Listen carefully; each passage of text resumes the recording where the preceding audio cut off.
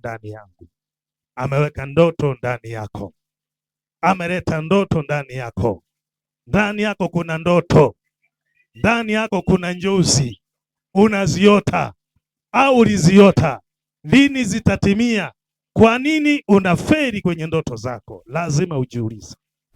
Nitazungumzia vitu hivi viwili, habari ya ndoto na habari ya nyota. Tukisema njozi na ndoto ni kitu kimoja.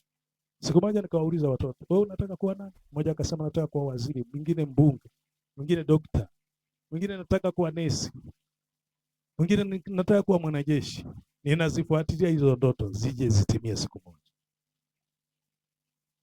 Sisahau. Haleluya. Lakini ndoto zangu pia na mimi sisahau. Haleluya. Nilipokuwa mdogo nilikuwa na ndoto. Haleluya. Nilipokuwa mtoto nilikuwa na njozi. Hizo zilikuwa njozi za kwangu. Zilikuwa njozi za nani?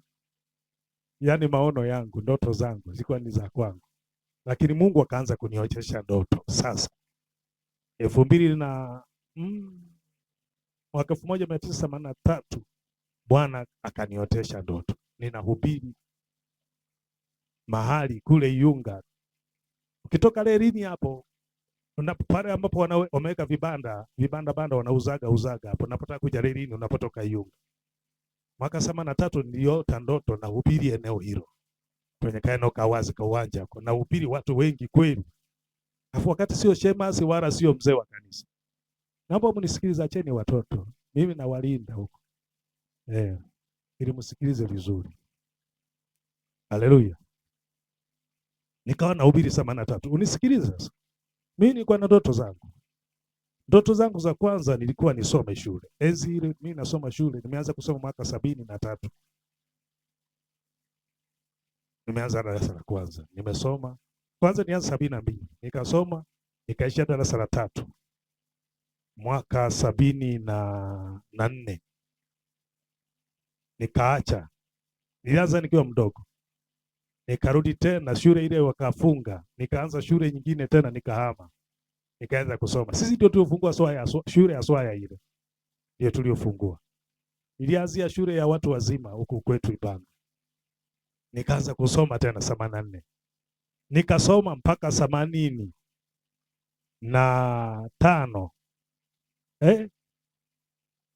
Jamani nasema 80. 70. Nilianza shule kusoma 72. 74 shule ile ikafungwa. Nikarudi tena darasa la kwanza. Nikaanza kusoma tena. Nikatoka hapo nikaenda shule ya Nzovwe. Kule barabarani pale unapoona umeweka soko. Ilikuwa ni shule ya msingi, ilikuwa inaitwa shule ya Nzovwe. Shule ya Tapa. Baadaye kazi ya kupasishwa kwa shule ya msingi. Amina. Natoka kule juu kwetu naenda kusoma kule. Mimi nilikuwa naona, nikasema wazazi wangu walikuwa wanalima. Lakini sioni matokeo kwenye maisha ya kilimo. Kwa nini mimi nikawa mkulima? Lakini wakati ule ilikuwa sio kama ulimwengu ulivyo sasa hivi, teknolojia iko juu. Nikasema sasa cha kwanza cha kufanya mimi nataka nisome. Nikisoma nifike niende nikaishi Kenya. Kenya wakati huo tunasikia tu kwenye magazeti. Radio tulikuwa hatuna. Amina. Na kwenda kusoma magazeti tunaenda kule posta mjini. Kwenda kusoma magazeti. Natoka nyumbani, unatoka Nzovwe au unatoka nyumbani nenda kusoma posta mjini kule. Maktaba. Wengine hata maktaba ya mkoa wafahamu iko sehemu gani. Amina. Pale yale mashauri ya mji. Jengo hili hapa. Hili ndio inaitwa maktaba ya mkoa. Kila mtu yeyote anatoka huko anaweza kaanza kujisomea. Nyinyi wanachuo kasomeni, wanafunzi wa shule gani kasomeni. Unataka Biblia kasome, unataka Qur'ani kasome. Yaani kila kitu kiko pale, maktaba ya mkoa. Amina. Basi tukotaka taarifa zote tulikuwa hatuna hela, unaenda kusoma pale. Magazeti tunawahi kwenda nikasome basi. Simba na Yanga wamechezeje unaangalia. Wakina Pere wamechezeje unaanza kuangalia. Wakina Mohamed Ali wanapopigana ngumi enzi hizo. Unaangalia. Yaani unasafiri tu unaenda kule kuangalia. Lakini mwisho wa siku nimemaliza shule, yale niliyotamani niyafikie. Jambo la pili nilikuwa na mawazo kwamba nikifika Kenya nikisoma shule niende Ulaya. lazima nifike Ulaya nifahamu Ulaya ni kukoje. Lakini jambo la tatu, nilitamani mimi kuwa niwe rubani wa ndege au nahodha wa meli. Naomba mnisikilize kidogo mwanangu, kae utulie. Amina. Nina jambo kubwa ambalo litakusaidia kwenye maisha yako. Hizo ni ndoto. Amen. Mimi nawaambia baadhi ya ndoto zangu nilizoziota. Yaani mimi matamanio yangu. Mtu akiniuliza unataka nini, nasema nataka kuwa nahodha wa meli. Unataka kuwa nini? Nataka kuwa pilot. Amina. Rubani wa ndege. Sasa na masomo yangu mimi nilikuwa nayapiga kweli. Yaani ukinipeleka mimi kwenye geography nilikuwa naipiga vibaya sana. Yaani nilikuwa napata 100 kwa 100. Mara chache sana nikapata 90, yaani 90 na 100. Mimi Kiingereza, bahati nzuri, kama mwalimu angekuwepo enzi hilo, mwalimu akunifundisha vizuri. Mimi Kiingereza shuleni nilikuwa napasua. Shule walikuwa wafundishi, lakini nilikuwa napasua. Amen. Somo lilikuwa linanishinda hesabu. Sasa ndipo nilipokuja kufeli. Kwa sababu uwezo kama pilot au nahodha wa meli bila mahesabu. Ni kweli unaweza kujua geography. Unaweza kujua science. Science na nilikuwa napasua vizuri sana. Lakini mwisho wa siku nimalizie kwa kukatisha, ndoto zangu zikakatika. Sikuendelea na shule. Haleluya. Haleluya. Lakini Mungu akanipa nafasi nyingine, naenda kwa mkato.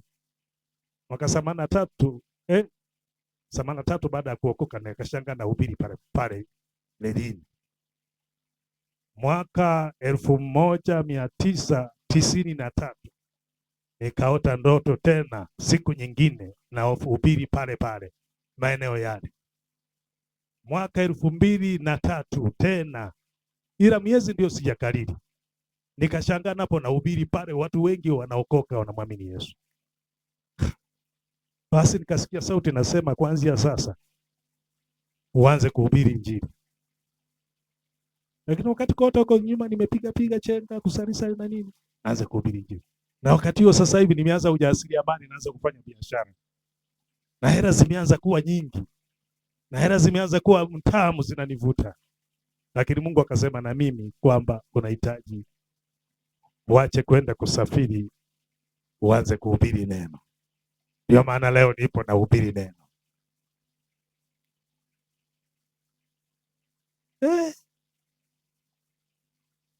Haleluya. Hizo ni ndoto ambazo nilikuwa nazo mimi binafsi kama mimi. Lakini Mungu akaja kuniotesha ndoto za kwake mwenyewe. Nikaota njozi kwa muda wa miaka mfululizo. Na mwaka 2003 ndipo nilipoanza kumtafuta Mungu kwa viwango na kufunga na kuomba. Nimuulize Mungu, unataka nifanye kazi wapi? Amen. Mimi kama ni huduma, nimwambia mke wangu nataka nikafanye kazi Kahama, Shinyanga. Waliwahi fika Kahama kule. Ndiko ilikuwa nikae, kwa sababu maisha yangu mengine sana nilikuwa napendelea kuishi kule. Mama naishi huku na watoto. Lakini mama akasema hapana, tutapoteza watoto. Lakini kwa mpango wa Mungu. Bwana Yesu asifiwe. Bwana Yesu asifiwe. Haleluya. Na ilikuwa sio kazi ndogo, ilikuwa ni kazi kubwa kuyafikia maono na hizi ndoto. Lakini ndoto zangu za mwilini za kawaida nilizokuwa nazo, mimi nataka niwe mtu mmoja, mtu ninayesafiri kwenda nje mpaka nifike huko Ulaya. Lakini siishi Tanzania, niishi Kenya. Yalikuwa ndio maono yangu. Lakini nilitamani sema mimi sitaishi maisha ya chini. Nilikuwa na maono hayo. Na wakati mimi niko kijana bado sijaoa, nijiwekea mkakati. Nikasema lazima napooa nihakikishe nimenunua uwanja, nimejenga nyumba. Na ninapooa nihakikishe nimenunua gari la kutembelea. Hayo alikuwa ni maono yangu. Amina. Kila mtu ana maono hapa.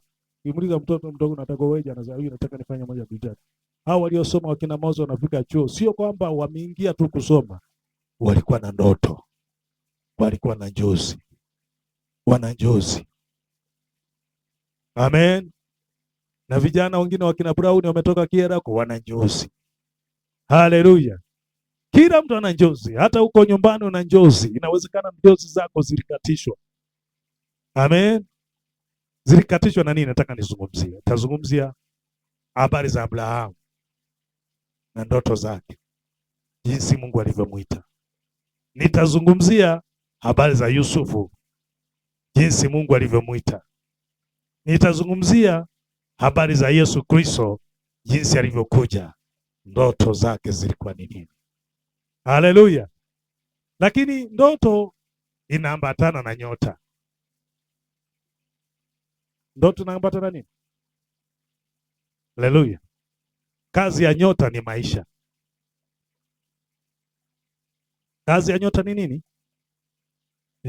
Ukiona askari amevaa nyota, ni alama ya umiliki, ni alama ya utawala, ni alama ya amri, ni alama ya utawala.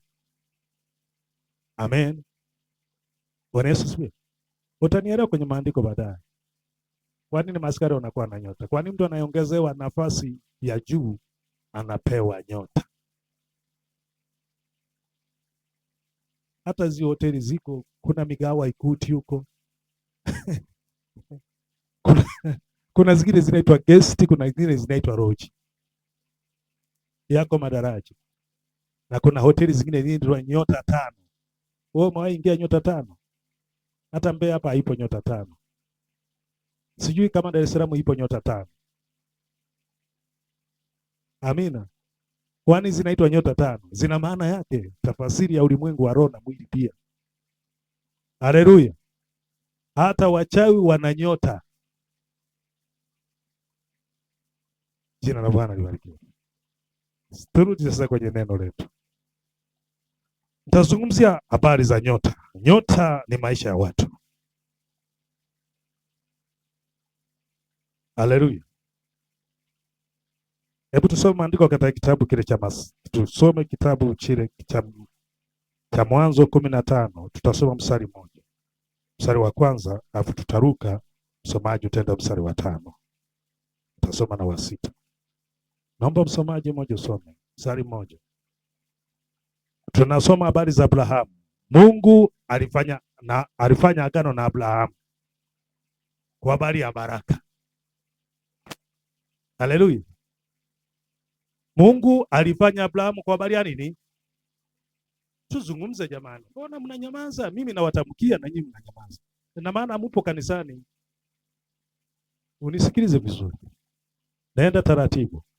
Mungu alifanya na Abrahamu kwa habari ya nini? Kwa habari ya nini? Sio wote humu ndani Mungu anafanya maagano, ametuita, ametuokoa kwa habari ya baraka. Kila mtu kuna kusudi lake. Ndio maana mwingine anatamani afanye hiki, mwingine anatamani angefanya hiki. Ndio maana Baraka yuko hapa anajaribu kusimamia kila kazi inayotakiwa kufanyika hapa. Ameitwa kwa ajili ya kazi hiyo. Kuna mwingine bila kupamba huyu mama anayepamba humu anahakikisha humu ndani kumepambwa. Huo ndio wito wake, ameitiwa, lakini ana mambo mengine ya kufanya. Haleluya. Lakini wapo vijana wangu hapo kwenye mitambo ya vyombo ili vyombo viende sawa sawa. Nao umeitiwa kwenye huduma kwa ajili ya kazi hiyo. Haleluya. Kwa kuna mgawanyo wa kazi. Shambani mwa Mungu mna kazi nyingi, kazi mbalimbali, bali watendaji ni wachache. Ningekuwa ni mimi ningepiga makofi. Sasa tutaelezana vizuri. Kwa nini wengine hawana kazi? Kwa nini wengine hawana mambo ya kufanya? Lakini kwa nini wengine wamedua tu haoni cha kufanya? Twende. Kitabu cha Mwanzo 15 mstari wa kwanza, soma pale. Amen. Mstari mmoja. Kitabu kinasema. Ndio. Baada ya mambo hayo, neno la Bwana likamjia Abrahamu katika njozi, katika ndoto, likinena hivi, usiogope Abrahamu, mimi ni ngao yako, na thawabu yako kubwa sana. Neno la Bwana likamjia nani? Abrahamu. Mungu anamwambia Abrahamu, mimi ni ngao yako, usiogope, usiwe na mawazo. Naomba kaa. Mungu anamwambia Abrahamu, mimi ni ngao yako.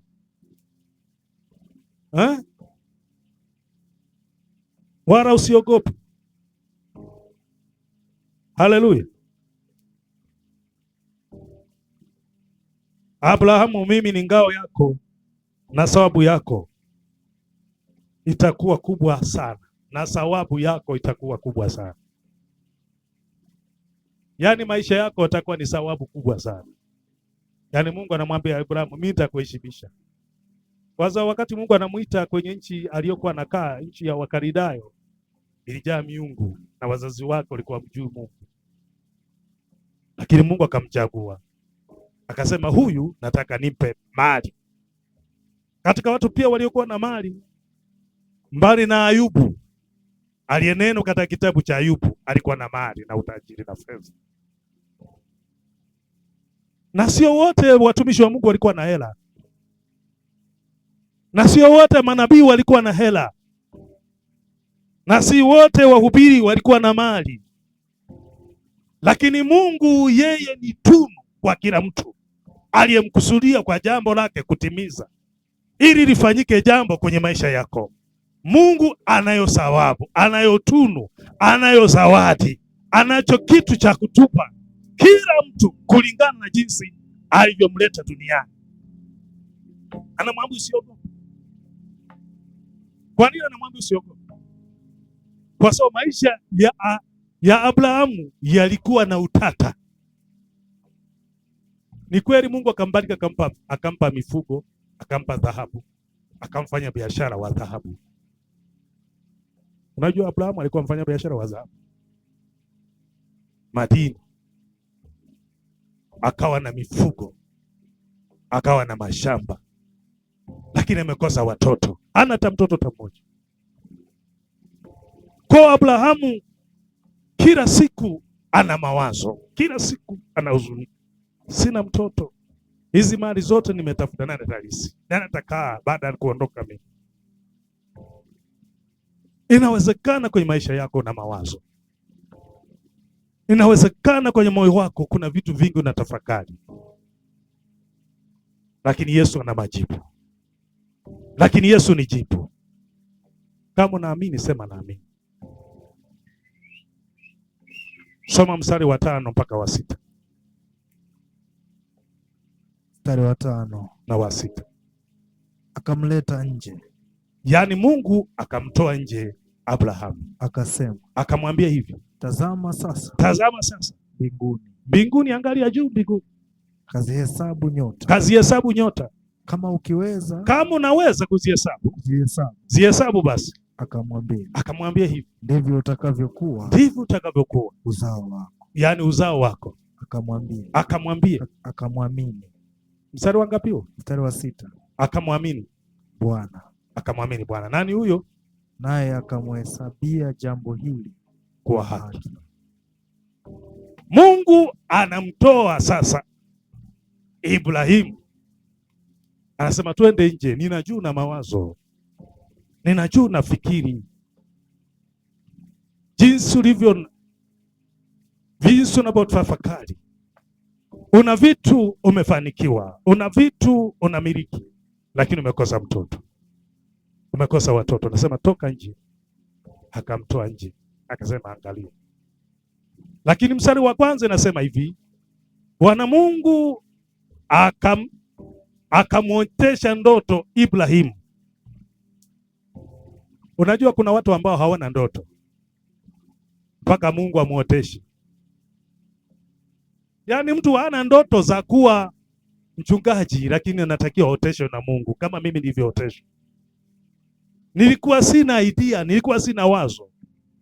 Nilikuwa sina ndoto, nilikuwa sina njozi kwamba nitakuwa mchungaji. Na mimi kwanza nilikuwa mpinzani wa warokole. Na Mungu ni shahidi. Niliwachukia warokole kuliko kitu kingine chochote. Sikuwa na ndoto. Ila nilikuwa na ndoto za kwenda Ulaya. Nilikuwa na ndoto za kwenda Kenya. Ila nilikuwa na ndoto za kuwa pilot. Ila nilikuwa na ndoto wa kuwa nahodha wa meli. Lakini Bwana akaniotesha ndoto za kwake. Inawezekana leo Mungu anaweza kukuotesha ndoto zako. Huna ndoto, leo Mungu anaweza kukupa ndoto. Huna maono, leo Mungu anaweza kukupa maono, kwa maana Bwana asema usiogope, ili mapenzi ya Mungu yatimizwe, ili kwa sababu ya Mungu ifikishwe. Bwana Yesu asifiwe. Akamtoa nje, akasema unaona? Akasema naona. Zihesabu ndoto, zihesabu nyota. Akasema hapana, siwezi. Akasema ndivyo uzao wako utakavyokuwa. Hela unazo, wewe unafanya biashara, wewe una mifugo, una utajiri, lakini umekosa watoto. Mimi nasema usiogope, utakuwa na watoto kama mchanga wa bahari. Umebarikiwa. Haleluya. Bwana Yesu asifiwe. Ndoto ni nini?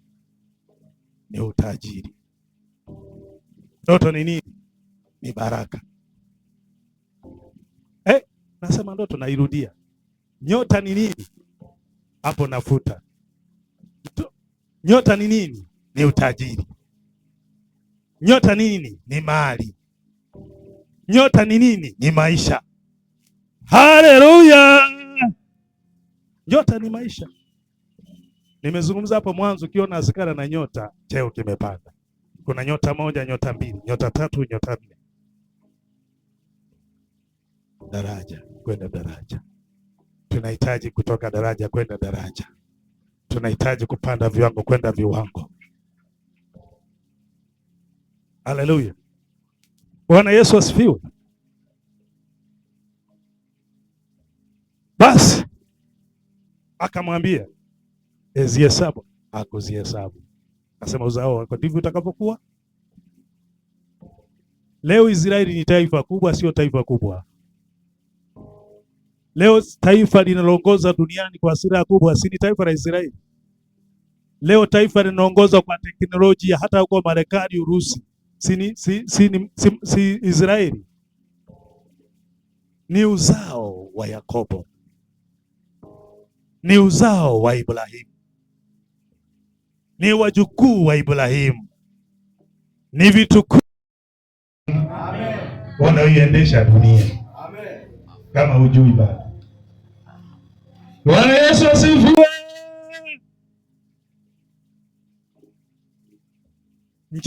Njozi za Ibrahimu zimetimia.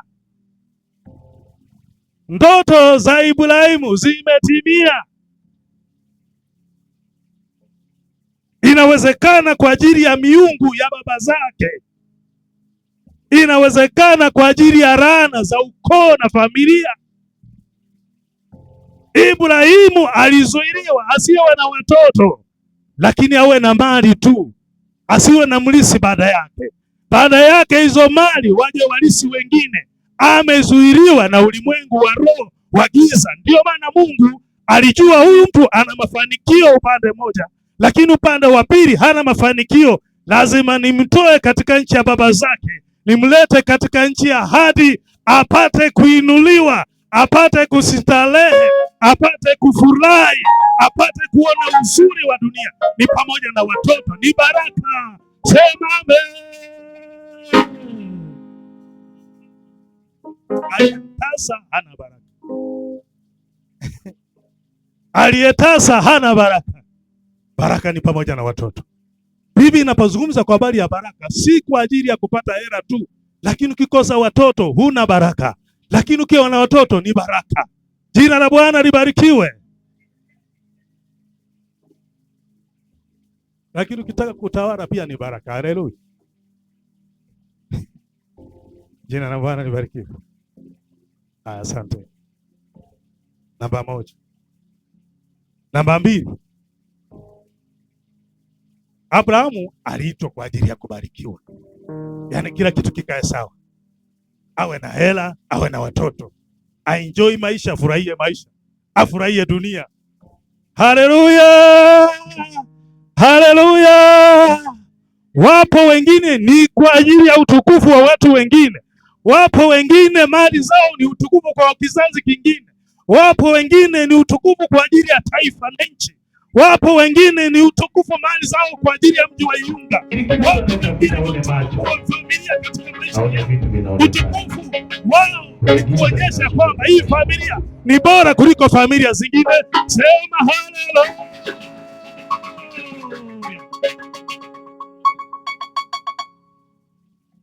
Ukienda Dar es Salaam, wewe ni umetoka Iyunga, ukifika pale Dar es Salaam, nenda kule Kariakoo, nenda kule Posta, nenda kule bandarini, ukiangalia majengo na angalia yako juu, unasema kweli niko kwenye nchi yangu Tanzania. Unajisikia raha mstare. Wakati wewe nyumbani huna hata kibanda. Ni utukufu Mungu ameuweka kila taifa, kila nchi, kuonyesha kwamba ni fahari.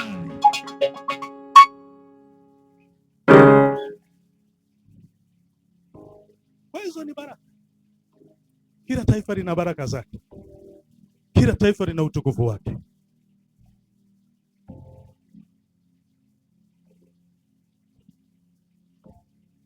Ukiangalia kimwili hivi, baraka za Ibrahimu zinatusaidia nini sisi?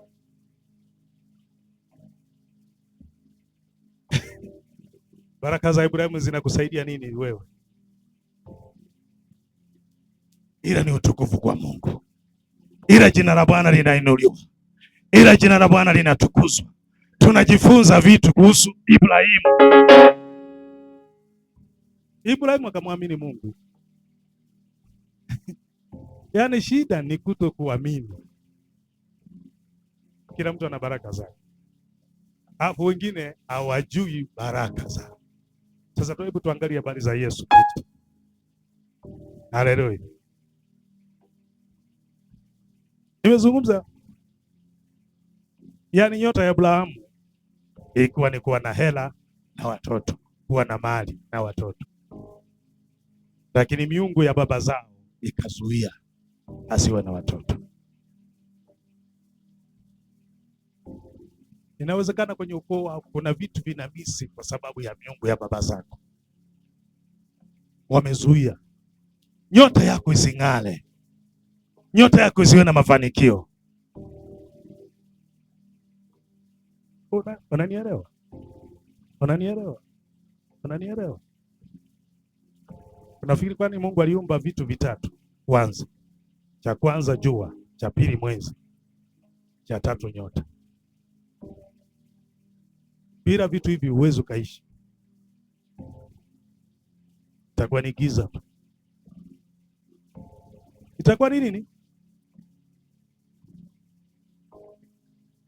Yaani utatafuta utaona mwanga, utatafuta utaona nuru, utaona giza.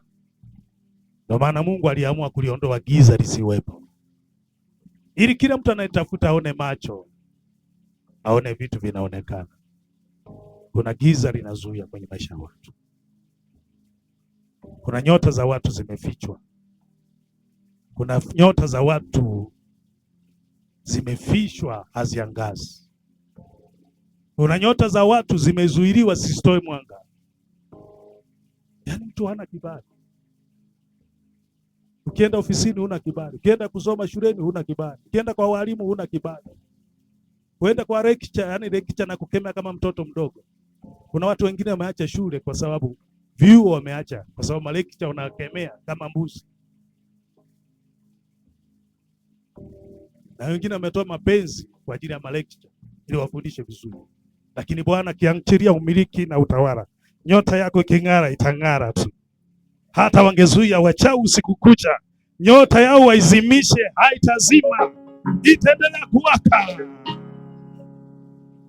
Hata watu wakikusema maneno mabaya wakuchafue, nyota yako haitachafuliwa, nyota yako haitachafuliwa. Hata watu wangesema vibaya, nyota yako haitachafuliwa wala haitazimishwa, itaendelea kumulika na kung'ara. Kuna watu wanatafuta nyota za watu ili wafanyie kazi, watengeneze maisha yao, lakini leo nasema stop kwa jina la Yesu Kristo. Bwana aliyenipa ujumbe nalo sababu asubuhi ya leo, siku ya leo naenda kuangusha falme zote za giza. siku ya leo naenda kuangusha wachawi na waganga wa kienyeji.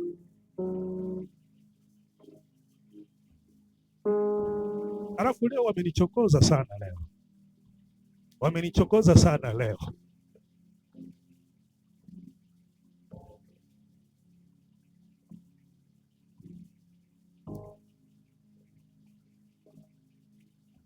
Haleluya. Soma kitabu cha Mathayo 2. Somaji, naomba nisome kuanzia mstari wa kwanza mpaka wa 12. Kitabu cha Mathayo 2. Ndio. Mstari wa kwanza mpaka mstari wa 12. Amen. Biblia inasema, ndio. Yesu alipozaliwa. Yesu alipozaliwa katika Bethlehemu ya Uyahudi. Katika Bethlehemu ya Uyahudi. Maiki ya Herode. Zamani ya mfalme Herode. Tazama mamajusi wa mashariki. Tazama mamajusi wa mashariki walifika Yerusalemu wakisema hivi, yuko wapi yeye aliyezaliwa? Yuko wapi yeye aliyezaliwa? Mfalme wa Wayahudi. Mfalme wa Wayahudi. Tuliona nyota yake. Kwa maana tuliona nini? Kwa maana tuliona nini? Kwa maana tuliona nini? Mamajusi wa wapi?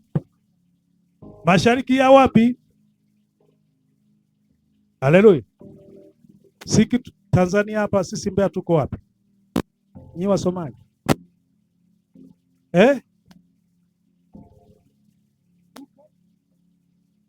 Tuko kusini magharibi, si ndio? Mashariki ni wapi? Mashariki iko wapi? Dar es Salaam, si ndio? Mashariki iko wapi? Dar es Salaam. Sisi tuko kusini wapi? Amen. Si ndio? Si tuko wote tumesoma shule. Sasa hao mamajusi kutoka mashariki, tena sio mashariki ya nchi, mashariki ya bara lingine. Mashariki wa bara lipi? Waliona nyota ya nani? Ya Yesu. Inafanya nini? Endelea pale. Kwa maana tuliona nyota yake mashariki. Kwa maana tuliona nyota yake mashariki. Mashariki. Nasi tumekuja kumsujudia. Na sisi tumekuja kumsujudia. Umeenda kwa mfalme Farao. Basi mfalme Herode aliposikia hayo alifadhaika. Na Yerusalemu pia pamoja. Na Yerusalemu pia yote. Akakusanya wakuu wa makuhani wote na waandishi wa watu akatafuta habari kwao Kristo azaliwa wapi. Yaani huyo mtawala wa nchi anatafuta waandishi wa habari wanoko wampatie taarifa, kwa sababu waandishi kila mahali wanaingia kwenye majumba ya watu na kwenye viwanja vya mpira na kwenye majumba ya starehe. Wanoko wanaweza kawa na habari za kwamba kuna mtawala mwingine amfanya nini, amezaliwa. Yeye mtawala wa nchi hajajua bado. Sasa mfalme anapeleleza yuko wapi? Endelea. Nao wakamwambia katika Bethlehemu ya Uyahudi. Kwa maana ndivyo ilivyoandikwa na nabii. Kumbe kuna watu wanajua na vitabu wanapeleleza. Haka kajamaa kanajenga ghorofa hapa, kametoka wapi? Kijiji chao kalitokea wapi? Wazazi wao ni wakina nani? Mwanzo wa familia hii ulianzia wapi? Na kwa nini haka kako hapa kanafanya hiki? Wanapeleleza. Hata walio katika ulimwengu wa giza wana vitabu, wanaulizia. Haka kana jamaa kanahubiri hapa, kametokea wapi? Nao ni ukoo wa kina nani? Nao ni familia ya jinsi gani? Nao watu walianzia wapi? Wana vitabu, wanaorozesha, wanataka kujua habari zako. Lakini Yesu Kristo leo anawazuia wasipate habari zako katika ulimwengu wa roho. Endelea. Mstari wa 6. Ndio. Nawe Bethlehemu katika nchi ya Yuda. Kitabu kiliandikwa hapo sasa. Huu mdogo kamwe. Yaani hao maandiko yalinenwa zamani na manabii. kwa habari za Yesu katika majumbe wa Yuda, kwa kuwa kwako atatoka mtawala. Sasa wanaanza kujua, kumbe ilishaandikwa kwenye vitabu. Atakayewachunga watu wangu Israeli. Kisha Herode akawaita wale mamajusi hadi wale watafiti wa nyota faragani, akapata kwao hakika ya muda tangu ilipoonekana ile ishara ya nyota. Ndio akawapeleka Bethlehemu, akasema shikeni njia sasa, mkaulize sana mambo ya mtoto huyu ni wa namna gani, na mkiisha kumwona nileteni habari zake, ili na mimi nami niende nimletee zawadi. Si kila yoyote mtoto anayezaliwa anayekuja kuleta zawadi kwako. Usifikiri na nia njema. Kuna wengine ni waanga, ni wachawi, wanataka kumaliza maisha ya mtoto. Hawajamuona anapotungiwa tumbo tumboni mwa mama yao, lakini anapozaliwa mtoto wanatamani walete zawadi za ushirikina. Kwa jina la Yesu ninakanyaga, kwa jina la Yesu ninaharibu, kwa jina la Yesu ninasepa kila chochote kilicho kinyume katika familia, kwa jina la Yesu.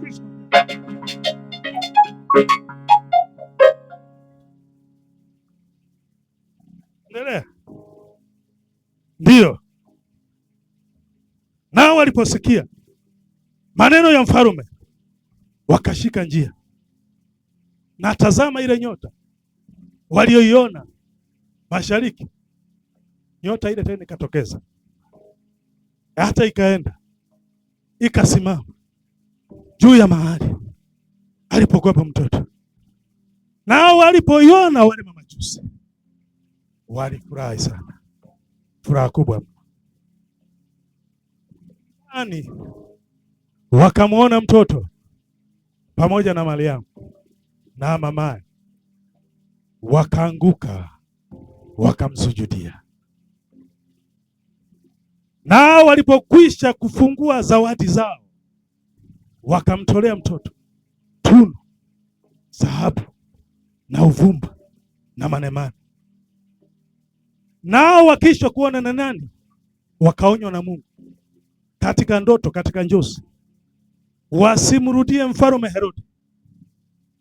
Wakaenda zao kwao kwa njia nyingine. Kwa maana nini? Mungu aliwaambia wasimrudie nani? Mfalme.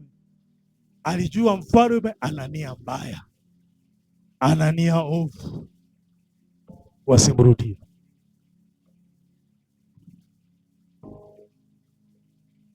Yesu alizaliwa ni mtawala. Yesu alizaliwa ni mfalme. Ndio maana anaitwa mfalme wa wafalme, Bwana wa mabwana, Mungu wa miungu. Kila chochote kiko chini yake, kila chochote kimeamuliwa na yeye, kila chochote kimeumbwa na yeye. Nyota yake inang'ara, maisha yake yanang'ara, katoto kanang'ara katika ulimwengu wa roho. Ndio maana kuna watu wengine wameibiwa nyota zao, wachawi wameiba, mizimu ya ukoo imeiba, inajua fahari yako. Nyota ya Yesu ni kutengeneza ufalme. Nyota ya Yesu ni maisha ya utawala, ni maisha ya uongozi. Haleluya! Ni maisha ya utawala, ni maisha ya uongozi. Asubuhi ya leo inawezekana wachawi na kutafuta usiku na mchana, waambie mmeshindwa kwa jina la Yesu.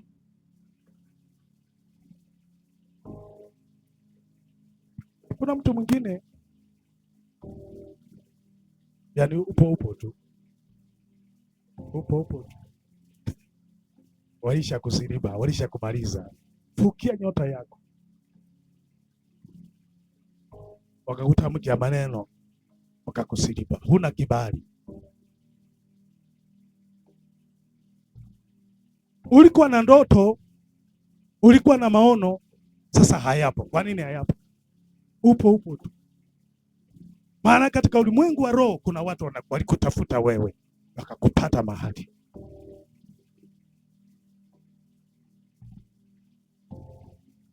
Kuna binti mmoja mzuri, ana umbo zuri, wakaja wakachawi, wakafuta nyota yako. Kila mtu anayekuangalia anakuona wewe kama mbuzi tu. Haleluya. Kuna watu nyota zao zimefutwa, zimetiwa giza. Kuna mvuto kwa watu, hakuna anayesema karibu, anayesema mwanangu, njoo hapa tufanye mipango 1 2 3. Haijalishi una elimu au una elimu. Kwa hiyo nikwambie, Mungu anayofanya mambo makubwa. Kuna kijana mmoja kila siku anatoka huko, kaona haya maisha yamenishinda. Bwana kampa ufunuo, Bwana kampa macho ili ndoto zake zitimie. Si elimu. Ninasikia habari tajiri moja Dar es Salaam, jana kawa anajitabanaisha, anaenda kwenye viti virefu, kunywa kwenye hoteli kubwa kubwa, na yeye kipata yake 200,000 zake, anaenda kwenye hoteli kubwa, anaenda kula. Siku moja akamwendea bosi mmoja, akasema, bosi, na kuonaga sana na shughuli zako kwenye matangazo na hivi na vile, ninatamani siku moja nikae na wewe tuzungumze. Maana kama bosi hawendi kwenye migao ya Ikuti, maana kama bosi hawendi huko sijui Tugimbe, akamfuata, atamfikieje kwenye maeneo makubwa kama hayo? Lakini huo ni ufunuo, ni mambo ya Mungu hayo. Haleluya. Nyota inang'ara. Nyota yako ising'ara, utakuwa kama kopo lisilo na kitu. Kijana akazungumza na yule baba, akasema, nipe contact zako. Akampa mawasiliano, nitafute, utanicheki. Kweli kesho yake akawaza yule bosi kwamba huyu kijana amenitafuta, ni mtu wa namna gani, amesema na mimi. Akampigia simu, kijana, njoo utanikuta mahali fulani ofisini. Kae. Sasa mimi mzee, kwa kweli niongee ukweli, mimi sina maisha. Wewe ninakuona tu kwenye vyombo vya habari, wewe ni mtu mkubwa, sisi tayari atakukaa mezani pamoja na wewe. Nimejaribu kutafuta nafasi namna nikupate. Maisha yangu mimi ni duni. Huyo mtu nimemhifadhi jina. Haleluya. Haleluya. Akasema, mimi sina kazi na sina, wazazi wangu wananitegemea, sina jambo la kufanya lolote, elimu yangu ni ndogo sana, form 4. Nina familia inanitegemea, wala sina nyumba, lakini wewe naona ni muhimu kwangu kwenye maisha. Yule bosi akasema, aha, ndio hilo tu, hilo ni jambo dogo, lakini naona Mungu amekupa kibali mpaka umenifikia mimi, tukazungumza mimi na wewe. Kesho uje ofisini, nenda mahali fulani, nitaacha maagizo upate kazi ya kufanya. Mimi ndiye niliyesema, mimi ndiye topu, mimi ndiye wa mwisho. Kazi utapata, hakuna mtu atakayekuzuia.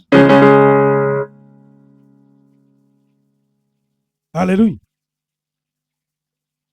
Yule bwana amepata kazi, mpaka leo anafanya kazi. Hakuna cha manager, hakuna cha nani anayeweza kumbukuzi, maana bosi amesema.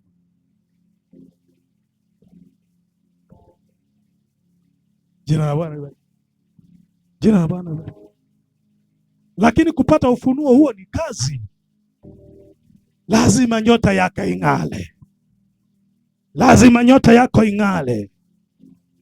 Lazima nyota yako ing'ale. Kazi ya nyota ni kutoa mwanga. Watu wakiwa mbali waone nyota yako inang'ara. Kuna watu mna vibali humu, lakini mmepoteza vibali. Haleluya, haleluya. Hata wazazi wako hawakuiti mara kwa mara, wewe umekuwa ni watatu kuitwa. Kupigiwa simu ni shida, umepoteza kibali. Nyota yako inazima taratibu, mwisho wake utaonekana. Nyota yako itazima. Ulikuwa unaitwa sehemu mbalimbali, lakini usipoangalia kuna maadui wa kiroho wanaofuatilia nyota yako kama Yesu alivyofuatilia kutoka mashariki.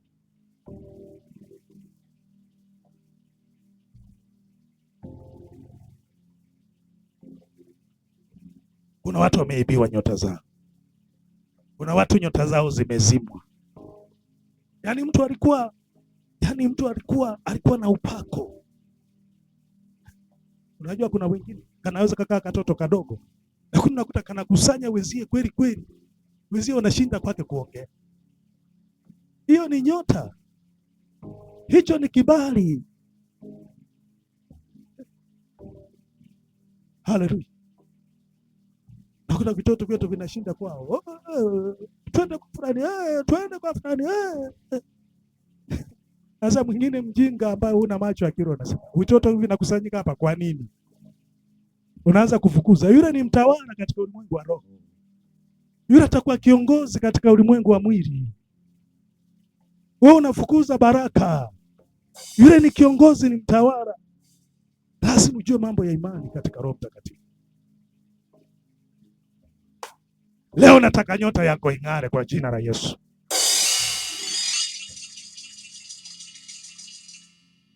Umepoteza wateja, kwa jina la Yesu upate kupokea. Nyota yako ing'are kwenye biashara. Nyota yako ing'are kwenye mifugo. Nyota yako ing'are kwenye elimu. Nyota yako ing'are kwenye masomo yako. Kile unachokifanya king'are kwa jina la Yesu. Kile unachotenda kionekane na watu waione kazi kutoka mashariki.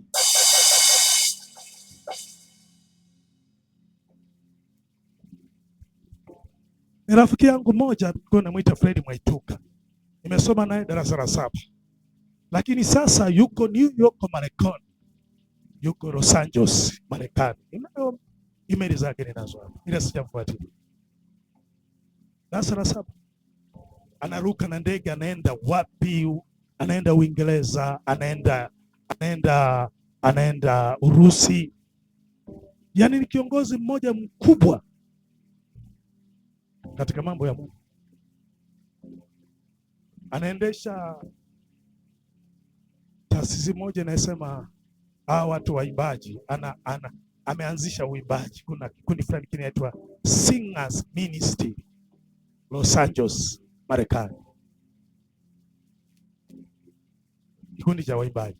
Alafu yeye ni mkurugenzi wa Injili Marekani. Mtanzania wasimike, Mtanzania wa Nzove, ni mhubiri. Bwana amempaka mafuta. Zipo nyota za watu zinawaka hapa.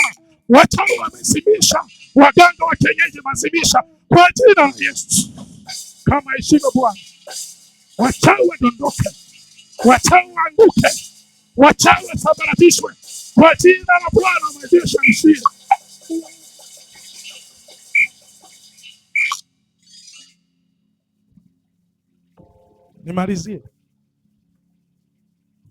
Nimalizie. Soma kitabu cha Mwanzo. Tutaangalia habari za Yusufu, habari za mwisho. Mwanzo 27 mstari wa 9 mpaka wa 10. Nasema katika kitabu cha Mwanzo 27 mstari wa 9 ndio mpaka wa 10. Amen. Mstari miwili. Enenda sasa kundini, ukanitwalie wanambuzi wawili. 37. Mwanzo 37. Ndio. Amen. Mstari wa 7. Mstari wa 9. 37 mstari wa 9 mpaka wa 10. Biblia inasema Ndio. Akaota tena ndoto nyingine. Yaani nani huyo Yusufu? Hayo ni maisha ya Yusufu. Tumeziona ndoto zana ni za Abrahamu kwa habari ya utajiri. Amen. Amen. Utajiri ni wa kwake, lakini ni una faida kwa ajili ya kizazi na familia. Lakini tunaona mtu mwingine Yesu Kristo, yeye ni Mwokozi na ni mtawala. Ndiye aliyeniokoa na mimi na wewe pia. Lakini huyu anaota ndoto za kuwa mtawala kwa ajili ya dunia. Akaota tena ndoto nyingine. Akaota tena ndoto nyingine, yani huyo Yusufu. Akawaambia ndugu zake. Akasema hivi, angalieni mwenzenu, nimeota ndoto nyingine. Nimeota ndoto zingine, nina maono, nina njozi kwenye maisha yangu. Natazama jua na mwezi na nyota 11 zikaniinamia. Akawaambia baba yake na mama zake. Baba yake akamkemea. Baba yake akafanya nini? Hebu sikiliza. Baba yake akafanya nini? Akamkemea. Akamwambia nini? Akamwambia hivi, ni ndoto gani hii? Ni ndoto gani hiyo mwanangu uliyoiota? Je, mimi na mama yako na ndugu zako tutakuja tukusujudie wewe. Ndugu zake wakamshuhudia, bali baba yake akalihifadhi neno hili. Baba yake alifanya nini? Ndugu zake wakaenda kuchunga kondoo. Huu unafuata mstari niliokuelekeza. Amen. Mstari wa 12 nimesema mwisho. Mstari wa 10 nimesema mwisho. Amen. Haleluya. Haleluya. Haleluya. Haleluya.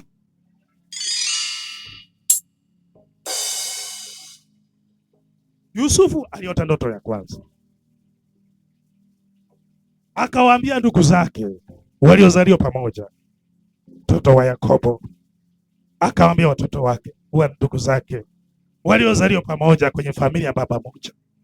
Akasema ya kwamba angalia, nimeona vitu 11 vimeinama mbele zangu, vinapiga magoti.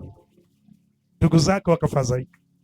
Maana yake ni kwamba sisi tutakuwa chini yako, wewe bwana mdogo, hebu achana na sisi, acha ujinga, wewe farani, kwa namna yote walioweza kusema, lakini moyoni wana jambo la ziada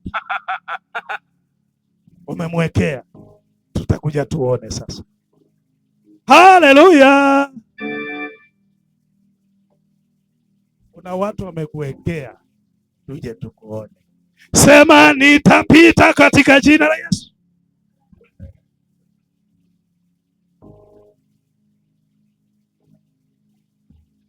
Sema ninavuka katika jina la Yesu.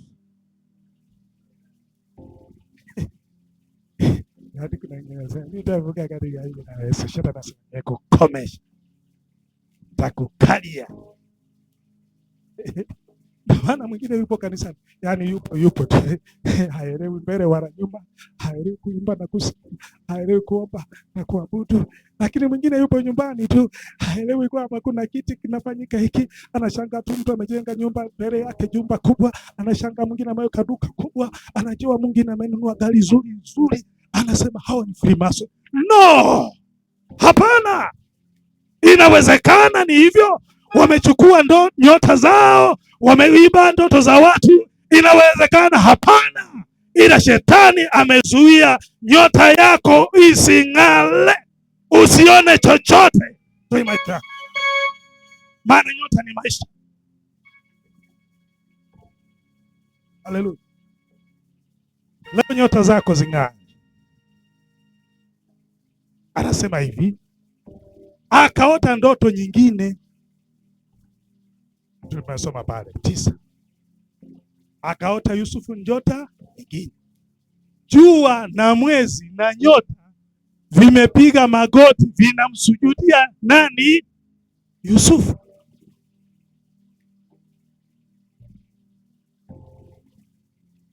Akawaambia wazazi wake Aro, kuna wivu. Sema kuna wivu. Anaweza kawa wivu baba yako, mama yako. Anaweza kawa na wivu kaka yako, mdogo wako. Anaweza kawa na wivu jirani yako. Anaweza kawa na wivu mjomba yako. Anaweza kawa na wivu babu yako. Anaweza kawa na wivu mwimbaji mwenzio wa kwaya. Anaweza kawa na wivu mwenzio. Kama ujui maana ya ndoto, muulize mchungaji.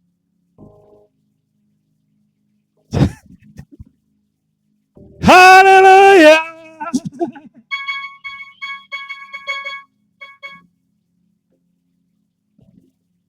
Babaka akamuuliza, wewe mtoto, hizo ndoto gani unazoziota?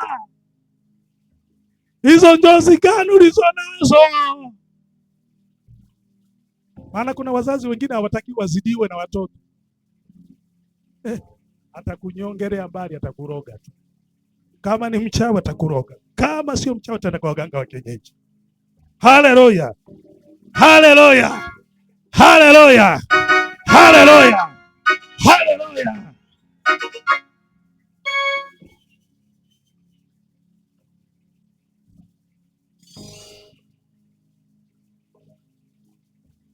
Si kila ndugu ana moyo mzuri. Kuna wachache wenye mioyo mizuri.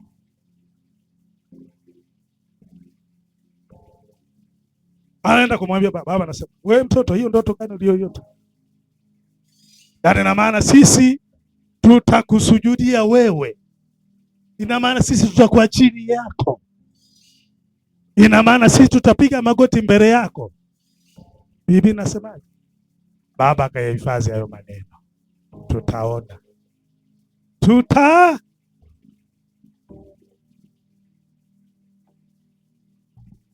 Haleluya. Asubuhi ya leo nataka nyota yako ing'ae. Asubuhi ya leo waliokusemea vibaya, nyota yako ing'ae. Uwe na maisha mazuri. Uwe na baraka nyingi. Uende ukafanikiwe. Uende ukawe na mipango. Uende ukawe na kazi. Uende ukawe na kibali. Uende usikae bure. Uende ukawe na ofisi. Uende upate elimu. Watoto wako wapate vitu. Watoto wako wapate mali. Kila chochote kinachozuia. Asubuhi ya leo naenda kuangusha nguvu za giza. Njoo hapa, piga magoti. Kila mmoja pita. Usipige magoti. Kila anayetaka aje hapa. Aje hapa. Aje hapa. Kwa jina la Yesu. Kwa jina la Yesu. Kwa jina la Yesu. Kwa jina la Yesu.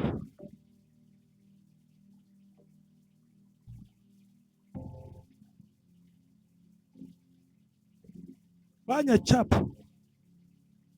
Kama mtu hayuko sawa asipite hapo.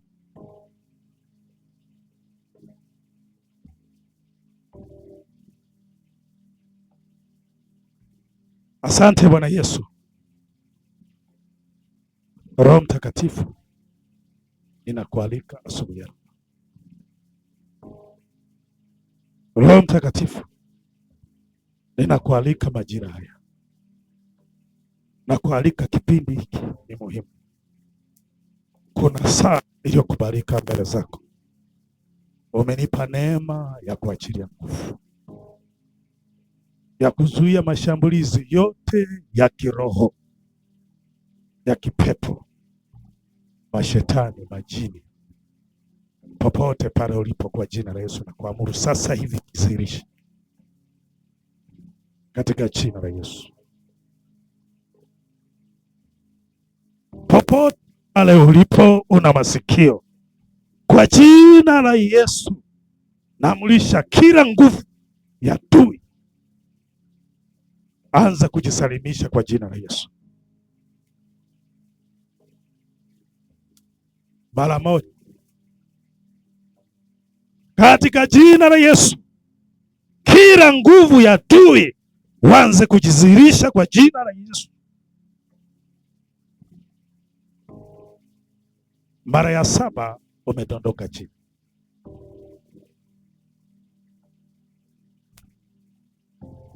Kila nguvu ya adui, ulimwengu wa giza, mara ya pili anza kujizirisha na kutoka kwa jina la Yesu Kristo Nazareti. Mara ya 3, Utatu Mtakatifu, natangaza hapa kwa jina la Yesu, kila nguvu ya adui kwa jina la Yesu ninakufunga. Huna mamlaka wala huna macho ya kuona na kutazama katika ulimwengu wa roho wa nuru. Kwa Yesu naamrisha toka kwa jina la Yesu, jizirishe.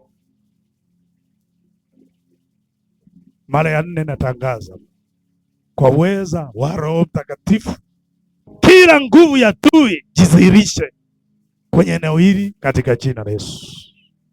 Ninatangaza ufalme wa Mungu shuka kuachilia nguvu ya uwezo na mamlaka. Jisalimishe, sambaratika katika jina la Yesu aliye hai.